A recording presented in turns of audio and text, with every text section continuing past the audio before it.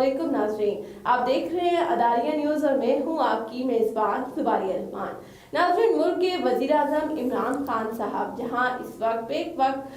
कई मसाइल और मुश्किलात में घिरे हुए हैं, वहीं उनके ऊपर लटकती नाअहली की एक तलवार टल चुकी है। जी हां, इस्लामाबाद हाई कोर्ट ने वज़ीर आज़म इमरान खान के खिलाफ नाअहली की दरख्वास्त खारिज कर दी है। दरख्वास्त गुजार ने अपनी दरख्वास्त में मौक़िफ़ अपनाया कि 2018 में वज़ीर-ए-आज़म इमरान खान ने कागज़ात नामज़दगी जमा करवाते हुए अपनी बेटी से मुतल्लिक़ हक़ाइक़ छुपाए थे। क्या इसकी तफ़सीलात हैं, कब ये दरख्वास्त दायर की गई और किन ग्राउंड्स पर खारिज की गई? मेरे साथ मौजूद हैं senior court reporter Ibrar Hussain साहब। बहुत शुक्रिया वक्त देने के लिए। Thank you so much. मुझे बताइएगा कि क्या इस दरख्वास्त में मौक़िफ़ अपनाया गया और किन ग्राउंड्स पर जो है वो इस्लामाबाद हाई कोर्ट ने इमरान खान साहब के खिलाफ ये दरख्वास्त खारिज की है? जी Zubaria, thank you so much programme में इनवाइट करने के लिए। ये बेसिकली दरख्वास्त दायर की गई थी अब्दुल वहाब बलोच नामी एक शख्स, जो उस वक्त जब ये दरख्वास्त दायर की गई तो उस वक्त वो Pakistan justice and democratic movement, जो कि एक सियासी पार्टी थी और साल 2018 के जो आम इंतखाबात थे उनमें उसने हिस्सा भी लिया था, और वो उसके बानी जो थे वो साबिक chief justice of Pakistan justice Iftikhar Chaudhry जो थे वो उन्होंने बनाई थी वो पार्टी, और उस पार्टी के वो एक मेंबर थे और वो कैंडिडेट भी थे साल 2018 में। उस वक्त उन्होंने ये इमरान खान जो कि मौजूदा वज़ीर आज़म हैं पाकिस्तान के, उनके ख़िलाफ़ एक दरख्वास्त दायर की थी, और ये उसमें मौक़िफ़ अपनाया गया था कि जो इमरान खान हैं उन्होंने अपने बच्चों से रिलेटेड जो तमाम तर मालूमात हैं वो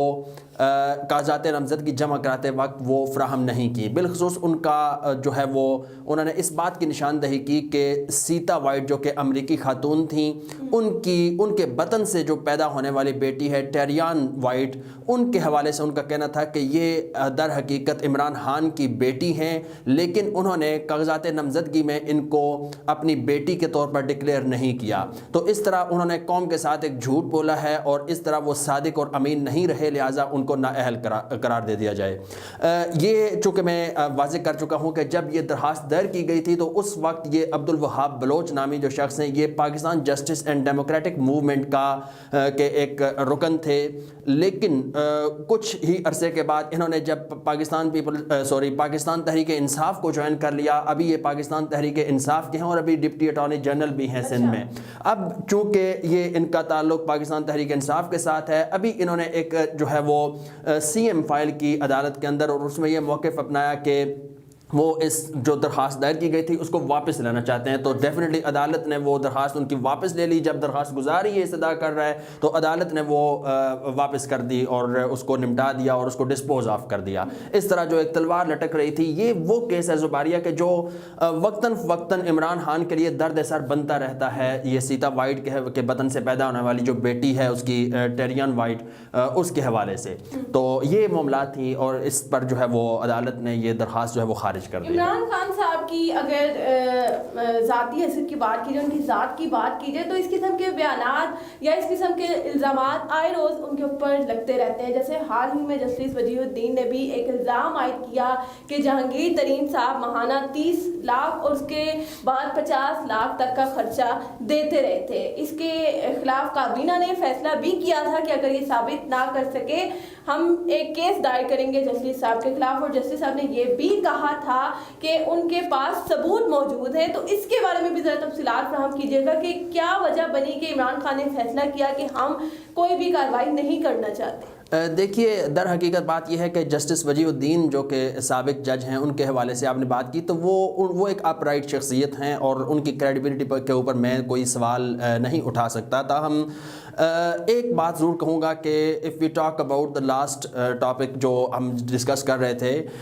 टेरियन वाइट के हवाले से, तो उसमें जो दरख्वास्त गुजार थे अब्दुल वहाब बलोच, उनके बारे में मैं ज़रूर कहूँगा कि ये वो लोग होते हैं। इस तरह की और भी कई मिसालें हैं कि जो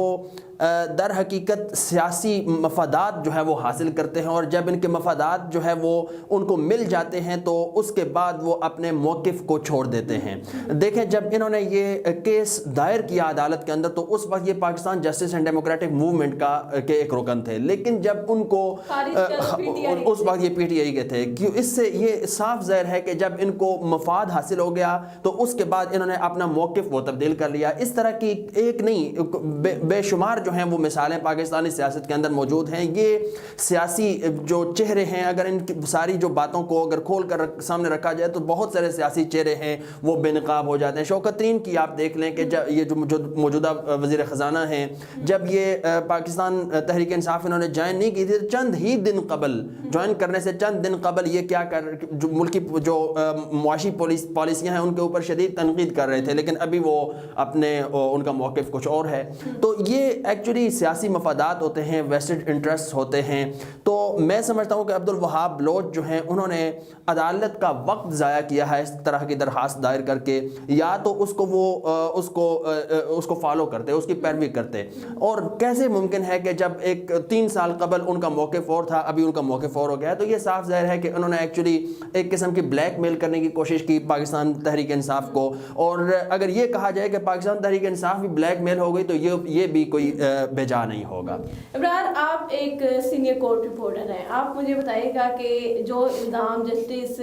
وجیہ الدین صاحب نے عائد کیا عمران خان صاحب کے اوپر، جہانگیر ترین ان کے مفاد بھی اگر ہم دیکھتے ہیں موجود ہیں خان صاحب کے ساتھ، تو کبھی بھی ایسا نہیں ہوا کہ پارٹی سے الگ ہونے کے بعد بھی انہوں نے عمران خان صاحب کے خلاف ایک بھی لفظ بولا۔ اس کے علاوہ اگر ہم دیکھتے ہیں کہ وہ ارکان جو پی ٹی آئی چھوڑ چکے ہیں خان صاحب کے خلاف زہر اگلتے ہیں، جو کہ جسٹس صاحب بھی ایک وقت میں پی ٹی آئی کا حصہ تھے، اور کہا جا رہا ہے کہ ذاتی گرجز انہوں نے رکھے تھے جس کی بنیاد پر یہ بیان انہوں نے دیا۔ لیکن آپ کو لگتا ہے کہ ان کے پاس ایسے ثبوت موجود ہوں گے؟ اور بحیثیت ریٹائرڈ جج آپ کا ایک بڑا نام ہے پاکستان میں، تو اب تو ثبوت فراہم کرنا بنتا بھی ہے۔ دیکھیے زباریہ، ایکچولی جو جسٹس وجیہ الدین، پہلے بھی میں نے کہا ہے اور میں دوبارہ کہوں گا کہ وہ کریڈیبل آدمی ہیں اور اپ رائٹ شخصیت ہیں، لیکن اور میں آپ کو یہ بھی ذرا اگر بیک گراؤنڈ کی بات کی جائے تو جسٹس وجیہ الدین اس وقت پارٹی سے علیحدہ ہوئے تھے جب انہوں نے ایک وہ الزام لگ رہا تھا، اور اس میں بھی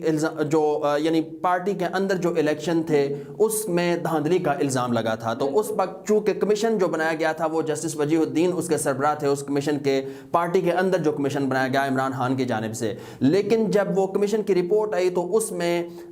جن لوگوں کو بتایا گیا جی کہ فلاں لوگ ہیں، ان میں جہانگیر ترین بھی غالباً شامل تھے، تو کہ جی یہ بھی یعنی دھاندلی میں ملوث ہیں۔ اس کے علاوہ چند اور بھی بڑی شخصیات ان کو بھی کمیشن نے اپنی رپورٹ میں جو ہے ان کے نام لیے، لیکن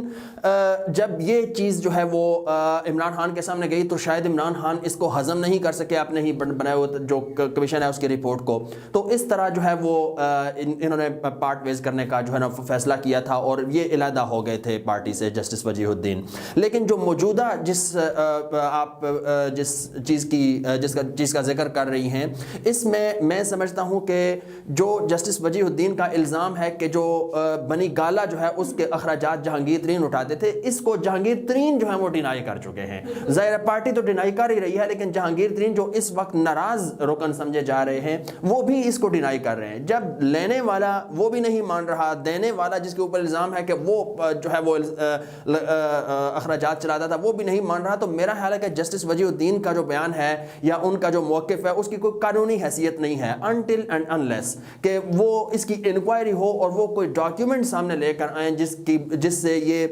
واضح ہو سکے کہ ہاں واقعی جو خرچہ تھا بنی گالا کا وہ جہانگیر ترین چلاتے تھے۔ اہم کیسز پر ہم نے بات کی، اس کی تفصیلات آپ کے سامنے رکھی۔ میرے ساتھ موجود تھے سینئر صحافی کورٹ رپورٹر ابراز حسین صاحب۔ انشاءاللہ نیکسٹ پروگرام میں ایک نئے ٹاپک کے ساتھ آپ کی خدمت میں پھر حاضر ہوں گی۔ مجھے دیجیے گا اجازت، اللہ حافظ۔